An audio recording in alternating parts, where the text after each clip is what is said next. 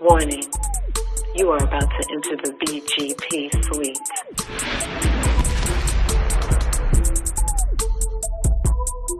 No thongs, no boy shorts, no thigh highs, no commandos are permissible.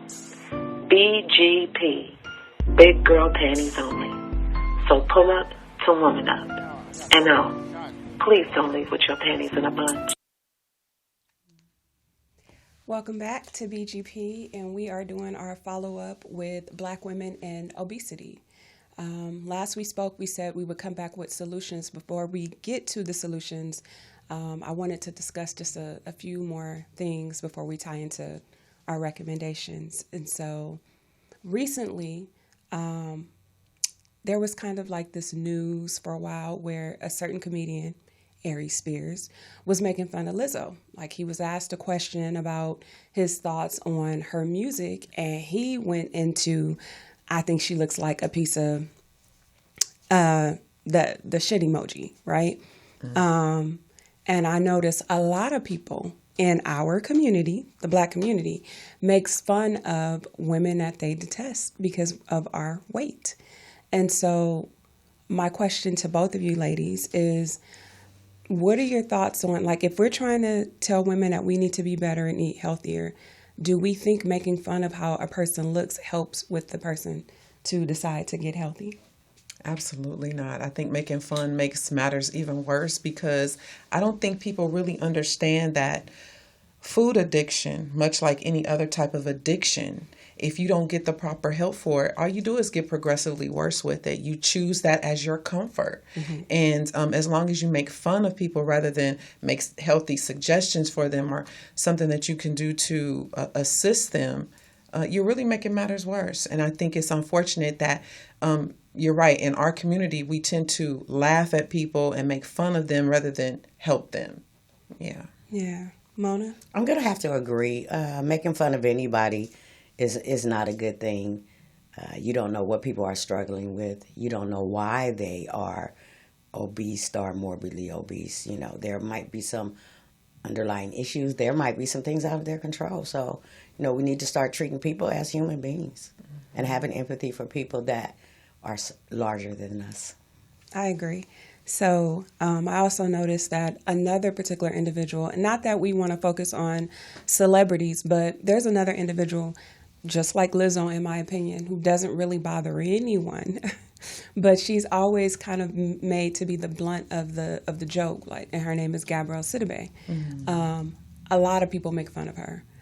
People have made jokes about her in their music. People have made jokes about her at their comedy sessions or whatnot.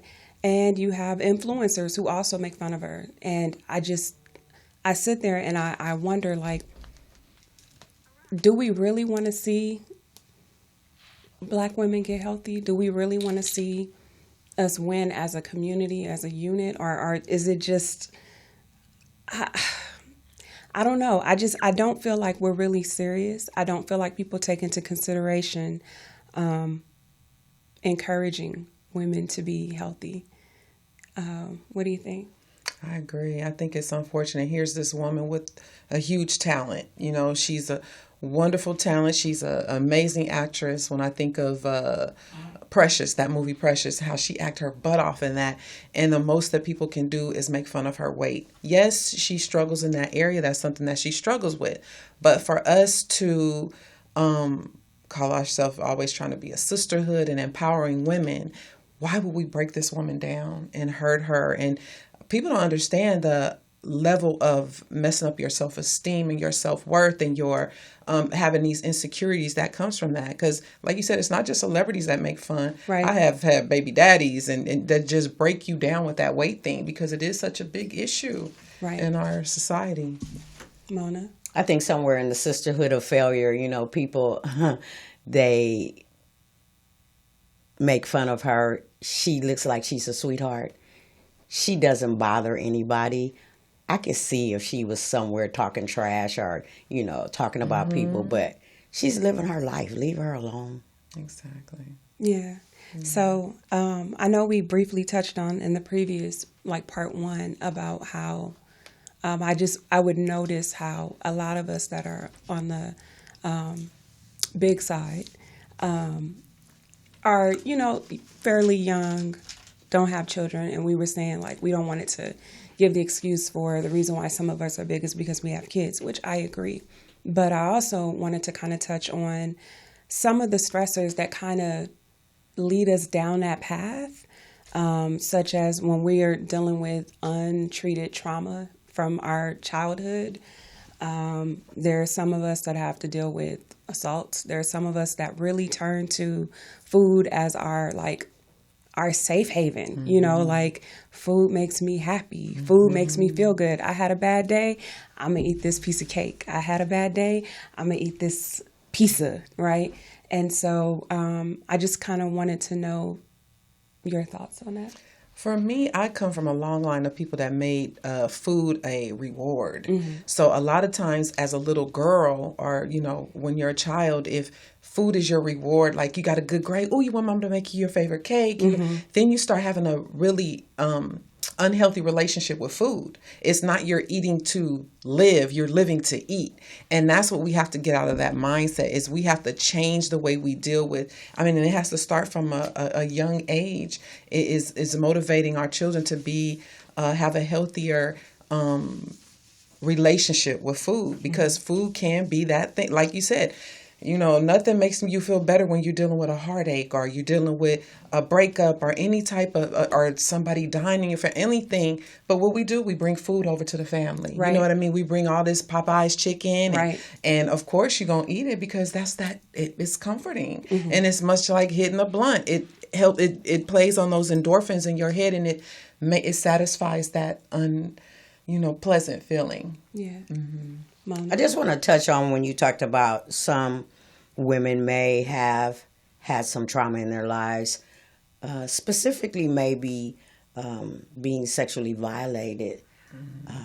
They may have been thin, you know, when that violation occurred, and they use food to blow up their body so that nobody will find them sexually attractive. You know, like Adrianne said, stress. Stress can cause you to not be able to lose weight, and it may cause you to gain weight. Depression. You know, watching your favorite ratchet program, and you go and get your little treats. Every commercial turns into 12,000 calories. Right, you know? exactly. So, yeah. Agreed. I think also working from home, when we went through pandemic. Yes. Oh my God, working from home. And I purposely put my office space upstairs, thinking it would keep me from the refrigerator. But no, I just got my exercise going up and down the stairs, and I was standing there looking in the refrigerator like anything is different from the last 15 minutes when I came and watched. But yeah, and because that boredom is another reason why people eat, you know, like I'm bored. The phone ain't hardly ringing. Nobody's calling. Let me go down here and fix me up. You know what I mean? So it's all kind of things that get you to where you will overeat and overindulge. Yeah, when you think about the pandemic, you can see people that were thin before the pandemic, and then when everybody started coming outside, guilty, like, ooh, he put on the weight. But sitting behind a desk at work every day, you're not moving anything. So and you're eating and no exercise, and next thing you know, you go for a checkup, and your doctor like, what the hell happened? This is true. Yeah. This is very true. It happened for a lot of us, especially over the pandemic. A lot of us was doing really good prior to that shutdown, but once the shutdown happened and it was like, gyms are closed. Yes. And now you can't really go outside unless it's, you know, a need basis, stay home. It was real easy to just be like, can't be around nobody. Bored. I'm bored. I'm at home just watching TV, waiting on what's the next move. Exactly. Real easy. Not making excuses, but just saying I could see how easy it is. Recently, the three of us, we went out to have dinner, right? And we noticed we was scoping and looking around at the number of Black women that, you know, fall on the larger scale compared to the women that fall on the smaller scale.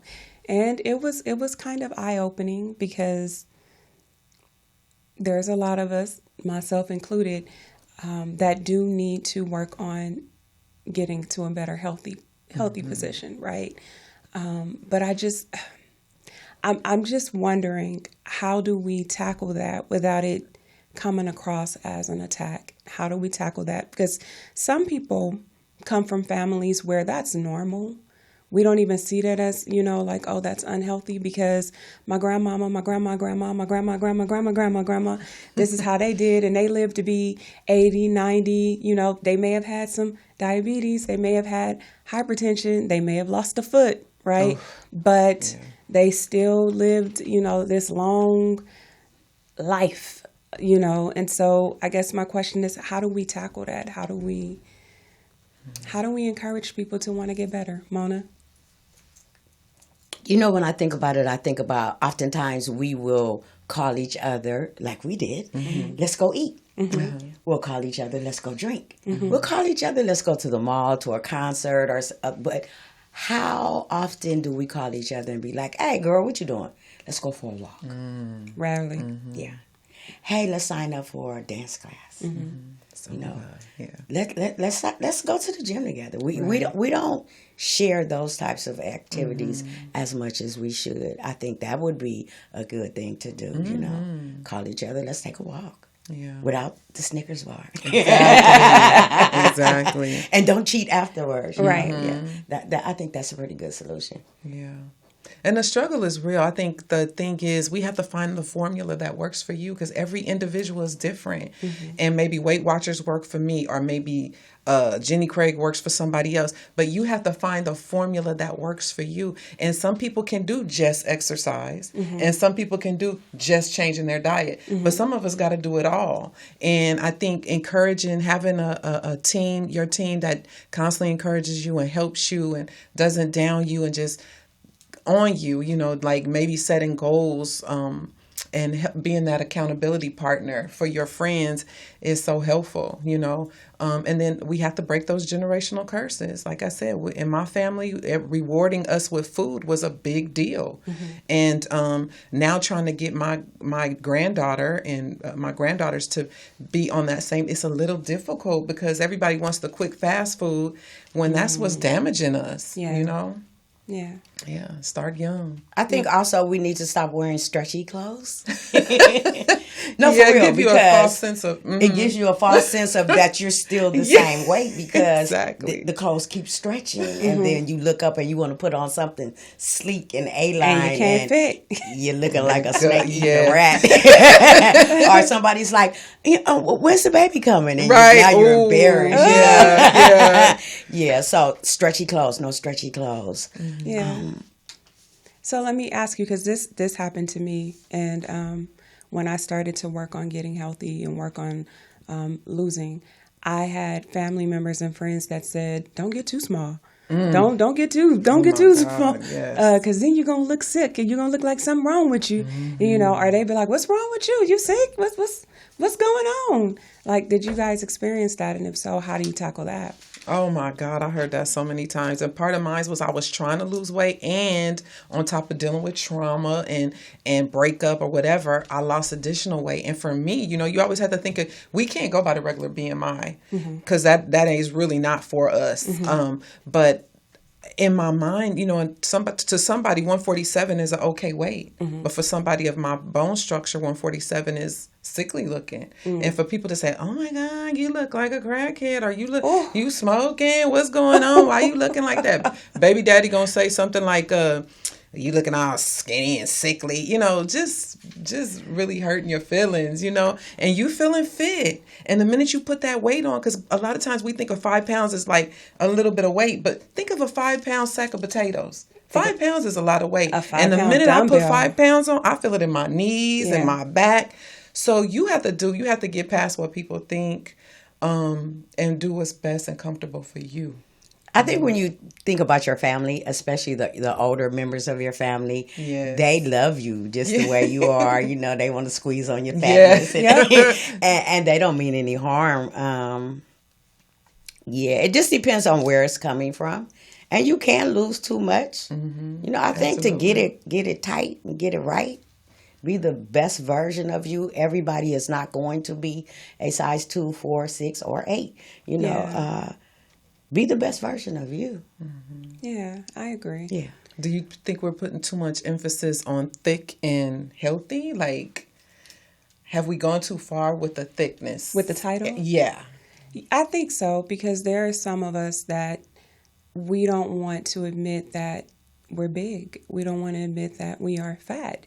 So we will doll it up and say, I'm thick. And it's like, no, but who am I to tell you how to, call yourself? Who am I to tell you how to identify with yourself? Like, is it my position to check you and correct you on how you feel about yourself? Or is it my position to come to you out of a place of love and say, okay, if you want to call yourself thick, that's cool. But sis, I think that, let's go for a walk together.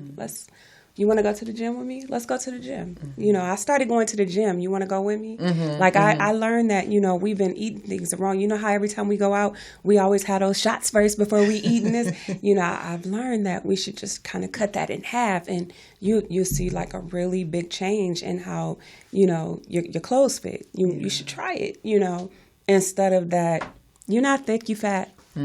You're not slim thick, you this. Exactly. Or as somebody recently told me, you're not a BBW, I don't know. I hear what you're saying. I do. Yeah. It's kind of a I'm on the fence with it. Yeah. I have to play with that one. And it's so delicate because, weight is a delicate, especially for women. Yes. Men, not so much. They can get away with having a little pot belly or whatever. But the minute we put on too much weight, we just are like, yeah, her ass done got fat. It's like it's really frowned upon for women. Yeah. So, yeah, you don't want to hurt nobody's feelings. I think the delusion comes in when you know you're heavy and you see that you're not getting the types of men that you want, and you label yourself as thick, and you're not thick. But here's the thing, size is a preference. True. We were out and we saw many what men would call morbidly obese with men. Yes. Yeah. Matter of fact, when I looked, the majority of women that had men were the was the heavier women. Yeah. There was a table of all natural girls across from us.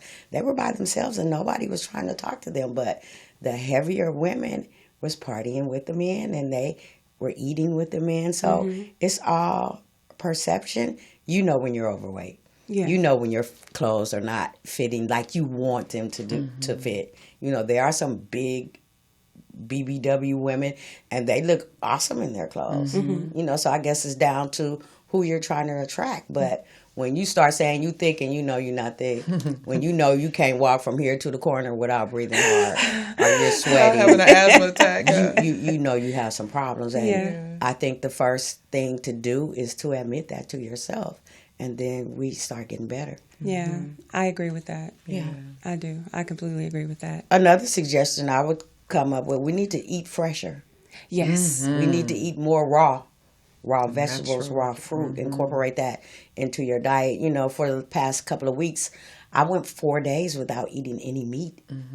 And I just had fruit, vegetables, and nuts, and I felt really good. And then my job had Taco Thursday. And I fell off the wagon. But then, that's another thing. And the next day, I went back to it, and then I'm back to 4 days again without any meat.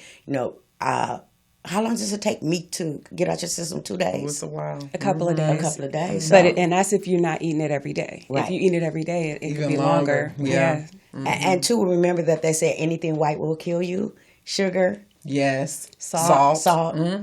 Bread. Yes. Pasta. Yeah. Anything in excess. And for us, as African Americans, we like seasoned food.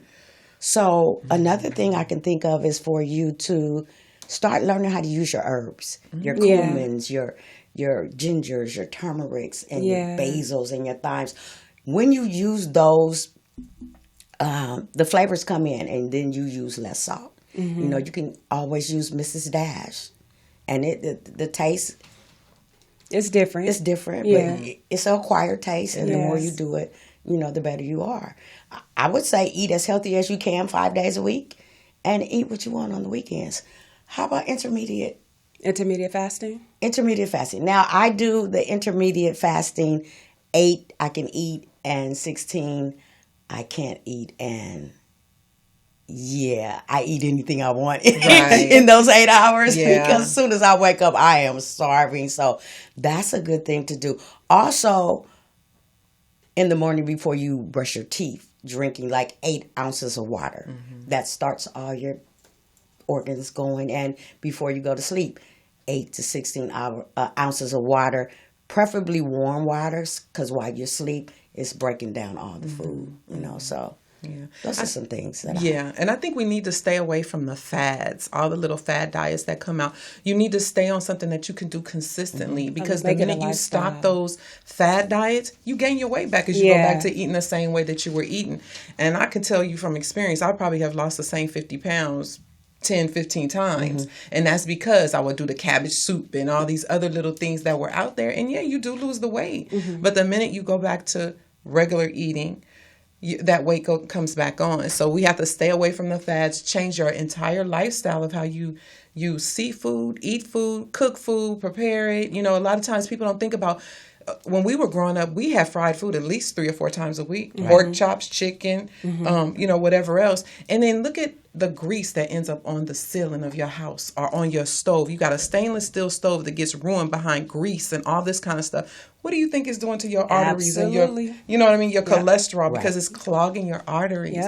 And there's 2 things, if I could recommend real quick. It's this show called Forks Over Knives and What the Health. These are 2 programs that are on YouTube that will definitely change your outlook on processed foods, on overeating, the hormones that they're injecting in the foods. All of this has a lot to do with the obesity rate, especially in African Americans, because we do eat a lot of fast food. We do fry a lot of food. We do eat a lot of cheap foods. And this stems all the way back from, you know, slavery times. But we definitely have to change our mindset because the older we get, I don't know if you guys know this, but the harder it gets. Our metabolism slows down. Exactly. Yeah. So we got to do it now. Yeah. Speaking of metabolism, go and have your thyroid checked. If your thyroid levels are too low, that causes weight gain as well. Start small. You know, I belong to the I do not like to work out witness protection program. I cannot stand exercise, and it can't stand me either. But what I've been also doing is in the morning, I'll lift my arms up. I'll kick my legs out. If I'm laying on the foot of the bed reading, I'll raise my legs up. You know, you're laying on your stomach, lift your legs up. 8 minutes a day. You know, that's a start too. And then I'll try to do it at home, bend over, you know, because we think if we're walking, we're doing something, but we're not lifting anything. So I try to lift some things for about 10 minutes and, you know, I've seen results. It's not going to happen overnight because we didn't get the weight overnight. Correct. You know, so, and never let someone else's progress discourage you from progressing because everybody is different. I would also say, don't be discouraged by the cheaters. And what I mean by the cheaters are the surgery girls. The girls that, me and Neisha was the same weight. A month later, Neisha is 100 pounds lighter. We started together, but she went and got the liposuction. Or I went and got the gastro thing, and I didn't tell anybody. So now I'm in the gym with my thing on. Let's get it. And talking about all the other girls that are still big. Right. Don't be discouraged by the surgery girls because they're cheaters and they're lying. Like I said, it didn't take you overnight to get it on, so it's not going to take you overnight to get it off. And be happy for that 2 pounds loss, you know, that 3 pounds loss. And just keep going. Changing your lifestyle, changing your eating, you have to be very disciplined. You have to say no. You have to pull back. I love candy. I love chocolate. I'll eat that before I eat food. I love hot wings on Sundays. Lemon pepper to be exact, but you have to cut back smaller portions of food, more vegetables and fruit than meat. Maybe have your pastas on the weekend and see what happens. Yeah, so for me, I was, I finally joined the TikTok family, right? And there's a few people that I follow, and I started like implementing what they do since I work from home a lot too. And they have these things where they'll play music, and for the duration of the music playing, you're either jogging in place or you're doing jumping jacks in place, or, you're doing exercises with your chair, whether you're getting up, sitting down from the chair. So I started doing that with some of the people that I follow on TikTok. And I also, like I mentioned in the previous part one, I have a dietitian now. So I had to relearn how to cook my meals because I grew up cooking my meals the way I was taught when I was 9, right? And so we didn't have the little measurements on the, on the paper where you're like, enter this amount. You seasoned by taste. You cooked by taste. How does taste? That's it. Okay. And we could be pouring lots and lots and lots of sugar, lots and lots and lots of salt. I mean, when I look at it now, based on what I know, I'm just like, my God, because my sodium intake used to be really high based on how I cooked until I learned about what sodium really was. So limit your sodium intake, lower your sugar intake, drink more water because water really is good for you. And I mean, 'cause for some people, you don't.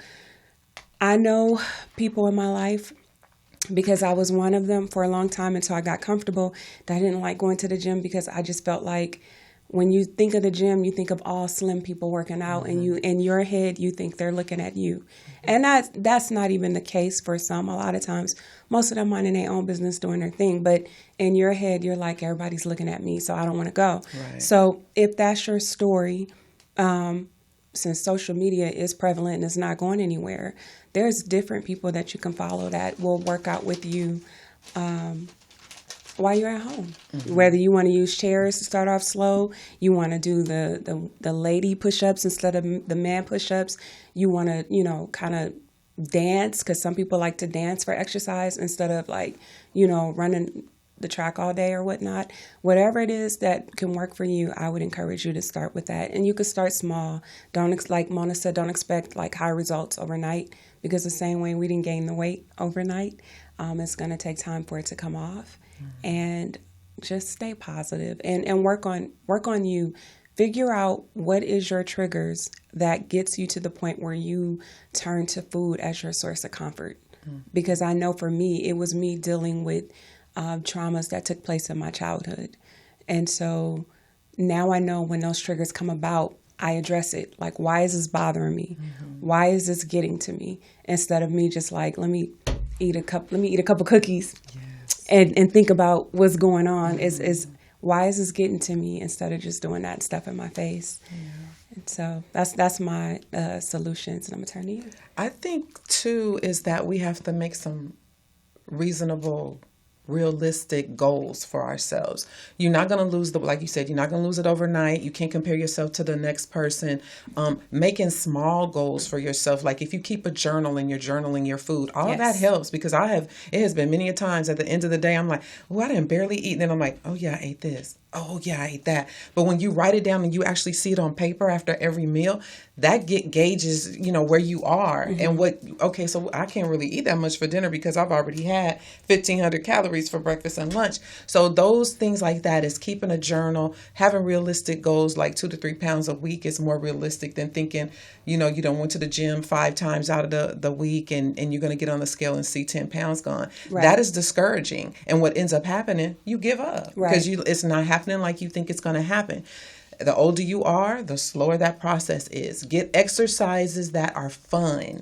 Zumba. I love Zumba. Zumba classes is a nice way of where you're dancing and you're burning calories at the same time. If you're at home and you're not one to really want to go to the gym, like you were saying, they have weighted hula hoops. Yeah, and I have a 5-pound weighted hula hoop, and that thing works. I mean, like you literally feel it in your stomach. the bands, even the ones, the little bands, and you can be working from home and right at your desk doing that in between, like on your 15-minute break, whatever it is. Utilize all the time that you have in the day, because it's like you said, it doesn't go on quick. It doesn't come off quick, but you have to make it a priority, because being obese leads to so many other health issues, like you talked about, heart issues, high cholesterol, diabetes, all those things that are very prevalent in my family. And I wanted to be one to do something different. And of course, they look at you. Oh, yeah, that's right. You don't eat meat hardly. Oh, you only eat meat on the weekends. You're going to hear that backlash because it's something that they're not used to. Or they like you fat. Or believe it or not. they're jealous that you have found some discipline, and they haven't yet. And I try to be more encouraging than anything else. It's like, come on, because I don't want my people to die or be sick and struggling. But and you have to get past that. You got to get past what people think and do you, because it's for you. Yeah. Also, think about eating your heaviest meal first, and not going to bed as soon as you eat. Yes. Or not eating in the bed. Neisha was talking about, I don't like to say that. When the commercials come on, get up and move something. Instead of walking to the refrigerator. Right. Get up and do some jumping jacks, do some sit-ups real quick. Those are easy little things that you can do. And oftentimes we have to admit that we are greedy. I'm greedy. Yep, me too. I love food. Like I said earlier, my first words were eat. Admitting that you're greedy. Admitting that you're lazy. We say, oh, I just got off of work. I'm too tired. I'll do it tomorrow. But like I say, an 8-minute hit is better than nothing. Nothing Correct. at all. Yeah. Correct. Yeah. Well, this is the final thoughts for this conversation. If you guys feel like we should tackle a little bit more into this discussion, feel free to leave it in our comments, because we do read them. So if you feel like we need a part 3, let us know. For now, this is it for us. Please like, share, subscribe. Final thought. Oh, I thought that was final thought. All I can say is don't be discouraged. Don't give up. Being obese sometimes comes from a food addiction. And a lot of people don't understand that. With food, though, unlike with drugs and alcohol, you can stop drugs and alcohol completely. With food, you have to find balance. You have to still be able to eat, because you got to live. So it's difficult to find that balance. And so you have to learn to have a different relationship with food. And I encourage everybody out there to... you can die from being obese. Morbidly obese is just that, morbidly obese. If without the discipline and the help that you may need to do, it can be deadly. So I strongly encourage it, and be the person that makes a difference for your family and your grandkids, because they're watching us. They really are. I would say be fabulous. In the meantime and in between time, keep your esteem high. Be fabulous at the weight that you're in. Keep going. If you fall off today, get back on it tomorrow. That's my final thought. Okay. All right. That completes our broadcast. Please like, share, subscribe to our channel. And as I said before, if you feel like we should tag into, a part 3, please let us know in the comments. We thank you. This is BGP, and we are out. Bye.